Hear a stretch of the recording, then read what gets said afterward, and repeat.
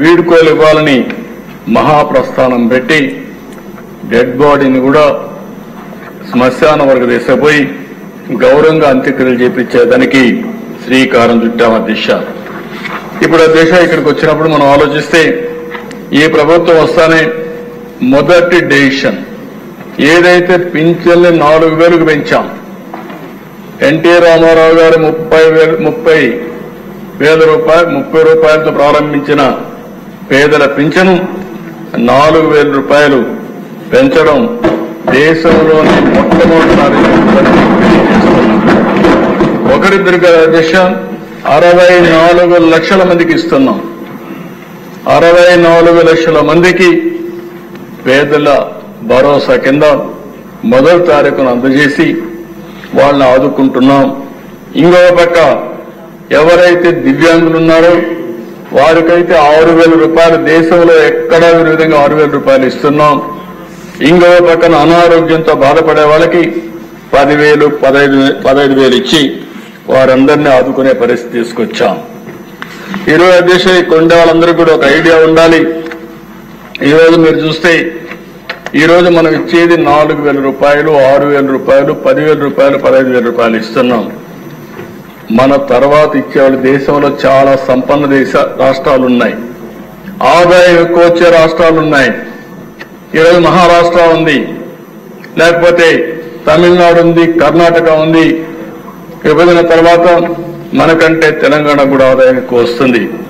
మీరు చూస్తే అధ్యక్ష మనం 4,000 ఇస్తే హర్యానా 2,500, ఆ తర్వాత మూడోది మనం చూసి తెలంగాణ 2,016, కర్ణాటక 64,600, 65 సంవత్సరాలు పైబడితే 1,200. ఇంకో పక్కన దేశ తమిళనాడులో 1,200. మనం ఇచ్చేది 4,000, 6,000, 10,000, 15,000 ఇస్తే వాళ్ళు ఇచ్చేది 1,200. ఉత్తరప్రదేశ్ 1,000 రూపాయలు, మహారాష్ట్ర 600, గుజరాత్ అక్కడ చూస్తే 60 నుంచి 79 రూపాయలు, 60 నుంచి 79 వయసు వరకు 750, 80 సంవత్సరాలు పైబడితే 1,000 రూపాయలు ఇస్తున్నారు.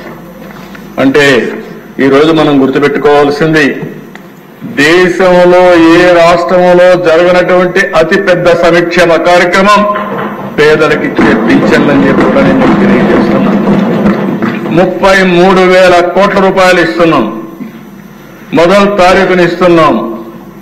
అవసరాన్ని బట్టి, వాళ్ళ ఆర్థిక పరిస్థితులను బట్టి, వాళ్ళకుండే సమస్యలను బట్టి మానవతా దృక్పథంతో ఈ యొక్క పెన్షన్లు ఇస్తున్నామని చెప్పి కూడా నేను మీకు తెలియజేసుకుంటున్నాను. రెండవ కార్యక్రమం అధ్యక్ష పేదల కోసం ఇప్పటికే 198 చోట్ల అన్నా క్యాంటీన్లు ప్రారంభించాం. ఇంకా నేను ముందే చెప్పాను, పాతవన్నీ ప్రారంభిస్తాం. ఏ నియోజకవర్గంలో అయితే అన్నా క్యాంటీన్ లేదు అక్కడ కొత్తగా ఒక్కొక్క నియోజకవర్గానికి కనీసం ఒక అన్నా క్యాంటీన్ పెట్టే బాధ్యత ఈ ప్రభుత్వం తీసుకుంటామని చెప్పి కూడా నేను మీకు తెలియజేస్తున్నా. పేదవాళ్ళకి, ఆకలేసేవాడికి కనీసం కడుపు నిండా తిండి పెట్టడం మన బాధ్యత అధ్యక్ష. అందుకే మీరు చూస్తే అన్నా క్యాంటీన్లో బ్రేక్ఫాస్ట్ గాని, లంచ్ గాని, డిన్నర్ గాని 5 రూపాయలకే ఇచ్చే ఏకైక ప్రభుత్వం ఎన్డీఏ ప్రభుత్వం ఆంధ్రప్రదేశ్ అని చెప్పి నేను మీకు తెలియజేస్తున్నా. ఇప్పటికి 3 పూట్ల చూస్తే 1,18,81,765 మంది అన్నా క్యాంటీన్లో భోంచేశారు అధ్యక్ష. అది విన్నప్పుడు ఒక ఆనందం, ఒక తృప్తి. నేను ఒకటే అప్పీల్ చేశాను అధ్యక్ష. ఈరోజు తిరుమల తిరుపతి దేవస్థానంలో ఎన్టీ రామారావు గారు ఆ రోజు క్యాంటీన్ ప్రారంభించారు, అన్నదానం ప్రారంభించారు.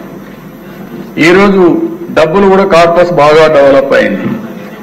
వడ్డీతో కనీసం వడ్డీ ఖర్చు పెట్టి